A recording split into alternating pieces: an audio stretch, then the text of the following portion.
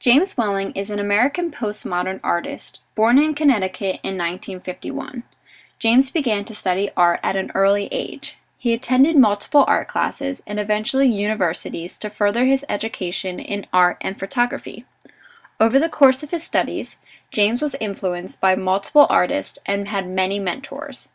This led to a variety of work that came out of James's learning experiences.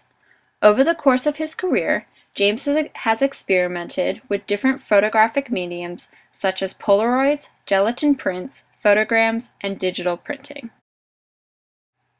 The first work that James Welling ever experimented in was watercolor. James was heavily influenced by the artist known as Wyeth in his early career. In this 1967 painting of the Pennsylvania mountains, James centers on the exploration of subject matter. I think this could fall under the category of interpretive. The viewer may see a beautiful mountain range, but James gives them the option to explore the painting and create their own subject and meaning. Not soon after did Welling find his way to photography. In 1975, James started to work with Polaroid material, and in 1976 he developed this photograph by using a shutterless camera which made for long exposures. This photograph captures how lifeless the room is, creating a very dark and dreary mood. However, this work could also be seen as interpretive. By the way James captures the light in the room, different feelings can be felt. One of James Welling's most famous prints is titled Flowers, that was taken in 2006. The photograms are all unique in color and shape, totaling out to 13 different flower prints in the collection. James created these by placing flower blossoms onto an 8x10 film sheet and exposing them into the sunlight. He then projected the negatives onto a specific photo paper that allows the color to dramatize and look like the sun has produced it, otherwise known as chromogenic print. Each print is descriptive of a flower, representing its unique shape, color, and beauty.